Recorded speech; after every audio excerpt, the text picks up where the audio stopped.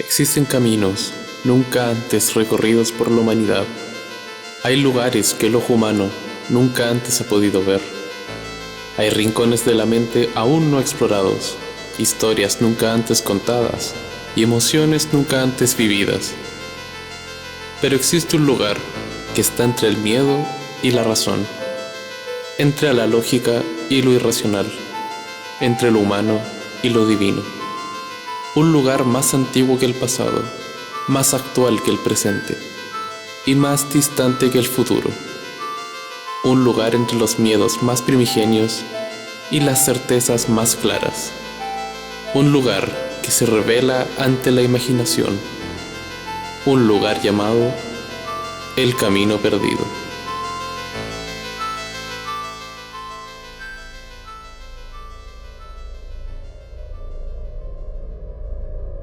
En el capítulo de hoy, la última niña en el planeta. Para cuando Raquel despertó, la casa estaba hecha un desastre. Se demoró un poco en notarlo. Víctima de su rutina habitual, tras despegar y restregarse bien los ojos, puso ambos pies en el lado derecho de la cama y salió en dirección al baño. Tomó un pequeño piso de madera, lo puso frente al espejo y se lavó la cara y los dientes. Se midió su dentadura a medias, se pasó la lengua por los agujeros que tenía entre los dientes y sintió algo, la ausencia de algo. Había demasiado silencio en el lugar. Miró el reloj del baño y eran poco más de las 10 de la mañana. Debía haber ruido ya. Caminó por el pasillo hasta llegar al living de la casa. El piso estaba cubierto de papel picado.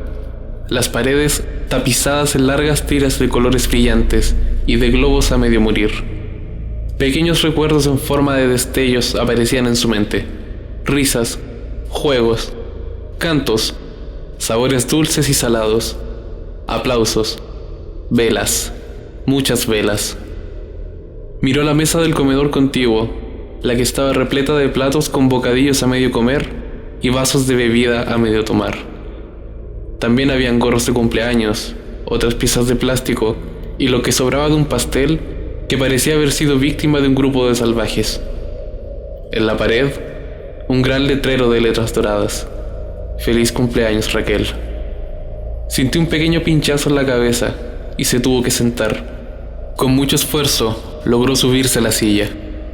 Vio que al lado de la torta habían unas velas plateadas. 11 velas plateadas. La fiesta había sido para ella, cumplía 11 años. Los recuerdos eran cada vez más claros. Se vio a sí misma corriendo por la casa con unas bellas alas de hada en la espalda. Vio a sus amigos corriendo, jugando con ella, jugando lo que ella quisiera. Después de todo, era su fiesta. La niña del cumpleaños decidía que se jugaba. Observó la casa en su totalidad y no podía recordar nada más que pequeñas escenas de la fiesta. Habló. Pidió ayuda, pero nadie contestó. La casa estaba desierta, era solamente ella, un montón de cotillón añejo y dolores de cabeza. Raquel no recordaba que le hubieran hecho una fiesta, más allá de los recuerdos que se agolpaban en su mente como una película vieja. Todo daba a entender que había cumplido 11 años y su familia había decidido celebrar. El lugar era un verdadero basurero, con tanto papel y sobras que habían en el suelo. El piso estaba pegajoso y sus pies descalzos lo sentían. Trozos de papas fritas y ramitas se le pegaban en los pies, lo que le daba una sensación de asco tremenda. Buscó a alguien, a cualquiera. Vio las fotografías sobre el mueble del living donde aparecía junto a 2 adultos y un muchacho joven. Sus padres y su hermano mayor seguramente. Gritó una vez más y solo le respondió el eco de los pasillos. Caminó y recorrió todos los lugares de la casa. La habitación de sus padres, la de su hermano, el baño. Miró debajo de su cama, dentro de los muebles, como si esas opciones fueran realistas. La casa estaba tan desierta de personas como la mente de Raquel lo estaba de recuerdos. Por un momento, y sentada en su cama, Raquel lloró. Estaba sola en casa. La habían abandonado. Y lo peor es que no podía recordar nada. Quizás su madre le había dicho el día anterior que saldrían temprano con su padre y su hermano para algún lado, y ella simplemente lo había olvidado. Esa era una opción, pero el llanto persistía, ya no por su soledad, sino porque se sentía tonta de olvidar una instrucción que podrían haberle dado. Aún sentía los pies sucios y pegajosos. Estaba acostumbrada a caminar por una casa limpia. Sus padres eran particularmente estrictos respecto a la higiene de la casa, y el olor a cloro era habitual. Los baños, las habitaciones, el comedor, el living, la cocina, siempre limpios. Esa palabra rebotó en su cabeza. La cocina. En la cocina había una pizarra en la que su madre anotaba mensajes para la familia, generalmente instrucciones. Corrió hacia el lugar esperando encontrar alguna pista. El piso de la cocina, que era pura cerámica gris, estaba congelado. Sus pies sintieron un leve dolor por el cambio de temperatura y por un trozo de papa frita rebelde que se le incrustaba en un dedo del pie. Esperanzada, miró la pizarra para encontrarla completamente en blanco. Pero eso no era lo más extraño del lugar. En el lavaplatos habían 3 tazas sucias, como si recién las hubieran ocupado. También 3 platos de pan con migas, cucharas y cuchillos, con claras muestras de uso. Su familia había estado hace poco en la casa, y se habían ido. Y si habían estado comiendo hace cuestión de minutos, ¿por qué no le dejaron un mensaje?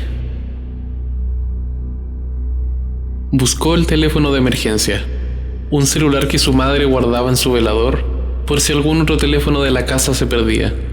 Era un modelo muy antiguo, de esos con botones. Raquel estaba acostumbrada a las pantallas táctiles, pero no a los botones. Pensaba que su funcionamiento debía ser igual.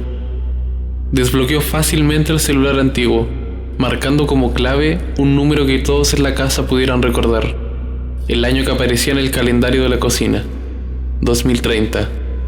Buscó en la agenda de contactos y marcó un número, cualquiera. El contacto decía Miriam, y tras apretar el botón de llamado, la línea parecía caída. Lo mismo sucedió con todos los demás. El teléfono era una pieza de colección que pertenecía a un museo y que claramente no le servía para la función para lo que se le había concebido: comunicarse con otros. Confundida, con la cabeza llena de aire y sueño, volvió a su habitación. Se recostó sobre su cama, dejando los pies colgando fuera de ella. No quería que la retaran, producto de que había ensuciado las sábanas y el cobertor una vez más. Miraba hacia el techo, pensando en su soledad, pensando en los demás, y de tanto pensar, se durmió otra vez.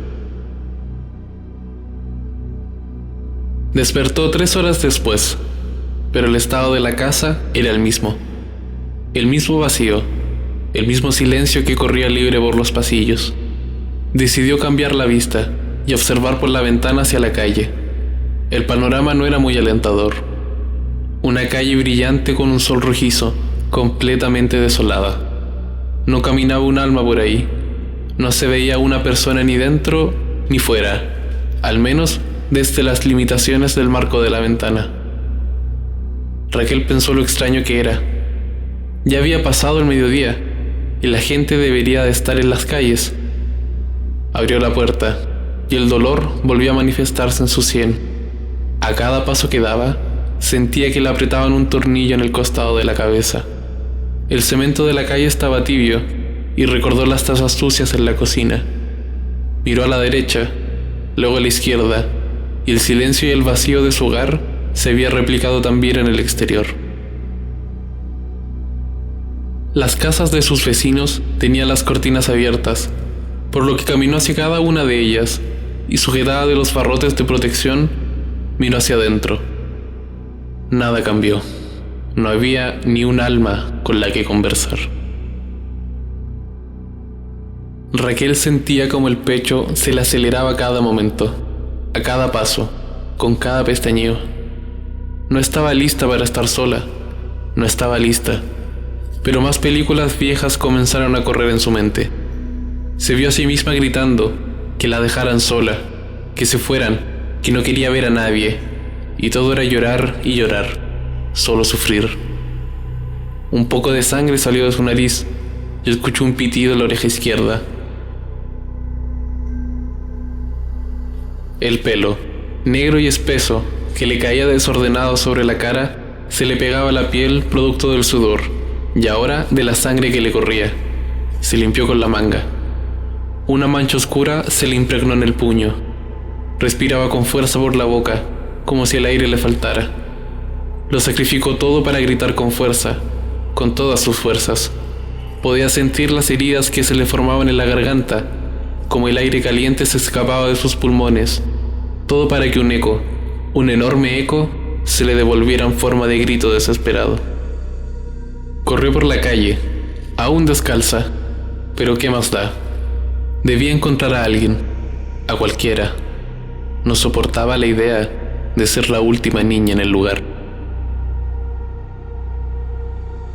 Caminó varias cuadras, todas con el mismo panorama: la desolación, el abandono, el vacío. Pasó por tiendas que estaban abiertas, pero no había nadie dentro, mucho menos afuera. Los kioscos de las esquinas estaban también en el mismo estado, abandonados a su suerte sin sus dueños. Llegó a una plaza, una que daba justo frente a una escuela. Caminó por las baldosas de antaño, por esos pasadizos a campo abierto rojizos. Caminó entre árboles de hojas secas, entre pasto blanquecino. La plaza era el centro de la ciudad, una que parecía haber sido cambiada de un segundo a otro. Una donde todos sus habitantes parecían haber sido removidos, exterminados o abducidos por algo, por una fuerza externa que los había sacado del lugar al que pertenecían. Pero habían olvidado a alguien quizá no muy importante, pero que ahora mismo, en la soledad más cruda a la que un alma se puede enfrentar, era el centro del universo. El estómago le dolía, rugía de hambre, pero al mismo tiempo, las jaquecas que bombeaban su cerebro le hacían pensar que cualquier cosa que comiera la haría vomitar. Toda una ciudad vacía para ella, tantas tiendas abiertas sin nadie que la viera y no poder comer. ¿Y si era una prueba?, pensó Raquel. Sus padres insistían en la autodisciplina y en ser responsables de uno mismo, pero no irían tan lejos para enseñarle una lección a una niña el día después de su cumpleaños. 11 años tenía Raquel. Los pies comenzaban a doler, ardían un poco. Las baldosas rojas que conectaban la plaza con el paseo peatonal parecían incrementar su temperatura. Miró hacia el cielo y se encandiló. La luz era demasiado fuerte, demasiado blanca, y tenía sentido. Después de todo, era la hora en que el sol golpeaba justo sobre la cabeza. Pasó frente a una tienda de juguetes y se quedó pegada frente al ventanal. Tantos juguetes brillantes, muñecas, cohetes, pelotas de fútbol, juegos de mesa, consolas de videojuego. Entró como un mosquito que vuela hacia la luz. Los pasillos eran blancos, limpios, fríos. Sus pies sintieron alivio. Al final del pasillo había un oso de peluche gigante, de unos 2 metros de altura. Raquel se desplomó abrazándolo y ahogó su llanto entre la felpa. El gigante, relleno de espuma, tiritaba ante los pequeños espasmos de pena y abandono de la niña. Para cuando terminó, Raquel miró al oso a los ojos, un par de bolas negras con un punto azul en el medio. Le sonrió, como si pudiera entenderlo, y como si le diera las gracias por el consuelo que le había otorgado. Se sentó sobre una de las piernas del peluche y limpió sus pies. Tenía incrustada en la planta trozos de comida seca y piedrecitas que había recogido sin querer por el camino. Tocó su planta y sintió algo áspero, como algo que no era su piel. Con su pulgar comenzó a remover la suciedad de las orillas y divisó una pequeña fisura. No había dolor, por lo que no podía hacer de ella. Poco a poco, y milímetro a milímetro, Raquel terminó por arrancar un par de plantillas de sus pies, unas tan delgadas como calcetines, pero tan firmes y serviciales como cualquier zapato. Sus pies estaban blancos, como los recordaba, a excepción de los dedos, que estaban tan negros como las plantillas. Las arrojó al basurero que había junto a la caja registradora y salió nuevamente a la calle. El piso estaba ardiendo. Lo que se había sacado de los pies era un enorme aislante térmico. El dolor también lo reducía. Se vio arrepentida, pero ya no había vuelta atrás. Dio media vuelta y vio al oso gigante. Corrió hacia él y le sacó los zapatos. Eran apenas unos trozos de cuerina plástica de color amarillo, pero le serviría más que andar descalza por la calle. Con su nuevo calzado recorrió buena parte del centro. Sentía el estómago más firme, por lo que cuando se adentró en un supermercado, fue hasta la sección de frutas, tomó una manzana y dio una mascada. Nunca había sentido un sabor así. La fruta estaba asquerosa, arenosa, seca, amarga. La escupió de inmediato y por acto reflejo se encorvó y tapó su cabeza con sus brazos. Pero no había quien la reprendiera, recordó. Estaba sola. Sintió un pequeño alivio entre tanto dolor. Probó otra manzana y fue más de lo mismo. Toda la fruta estaba en el mismo estado, un estado incomible. Caminó hacia el pasillo de las galletas y buscó sus favoritas, galletas de chocolate con crema de vainilla. Abrió un paquete, del que salió una pequeña nube de polvo a la que no le dio importancia. Comenzó a comer una, 2, 3, hasta que se terminó el paquete. Sentir comida en el estómago era un lujo que se estaba dando.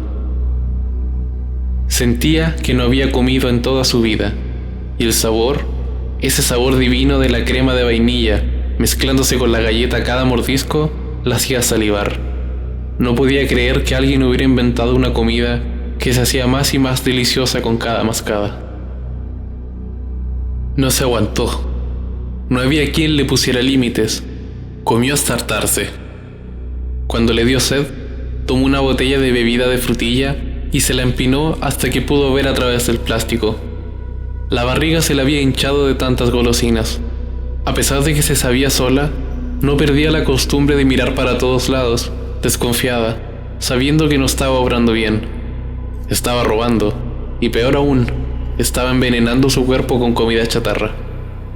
La mesa de cumpleaños, con sobras del día anterior, apareció en su mente, pero ya no podía recordar lo que sobraba en los platos ni de qué color era el contenido de los vasos. No recordaba si es que había comido el día anterior de la misma forma, hasta sentir hastío, hasta conocer el hartazgo. Pero la comida le había dado un respiro, un pequeño respiro de la angustia que le hacía sentir el estar completamente sola. Tras dejar caer la última botella de bebida de su mano, volvió a la realidad. Era la única persona en el lugar. Abandonó la tienda, y quizá fue el caminar lo que le revolvió el estómago.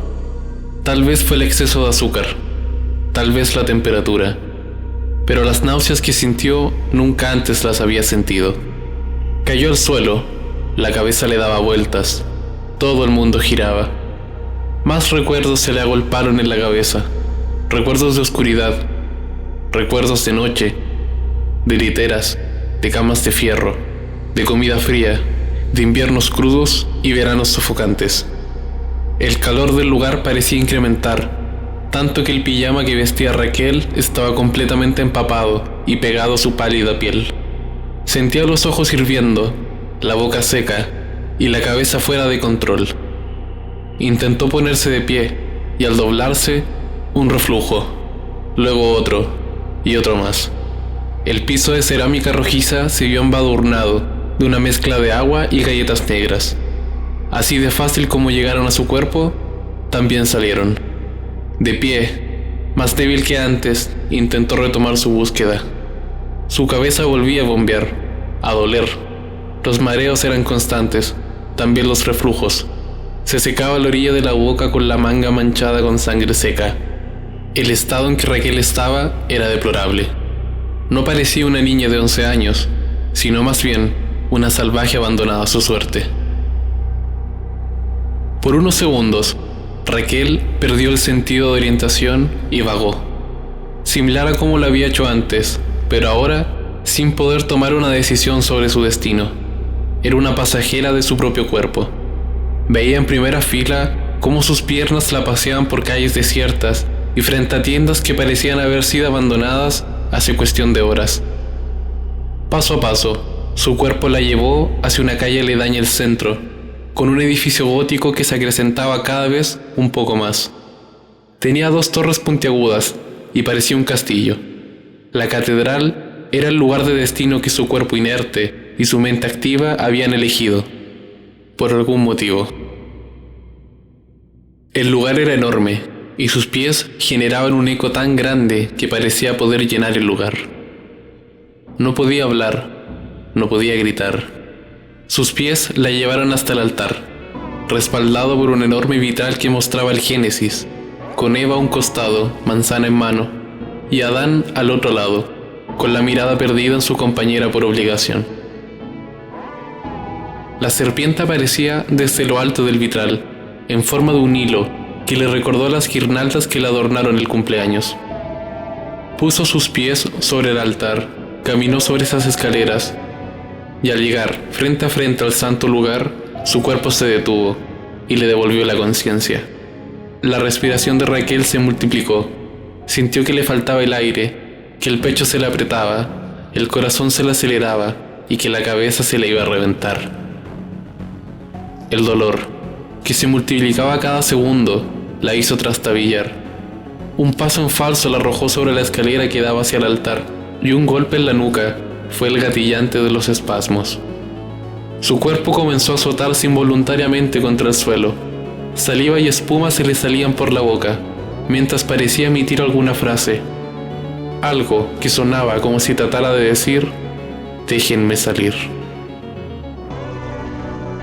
Desde lo alto, un par de uniformados miraban la situación, de cómo un grupo de médicos trataban de mantener en el simulacro a una niña, una que oponía resistencia. Su cuerpo diminuto, aún no formado, estaba atado y atornillado a una mesa de pruebas. La cara de decepción de los militares no hacía más que hacer de la situación una más amarga. «El general va a estar muy molesto», le dijo el más viejo al más joven.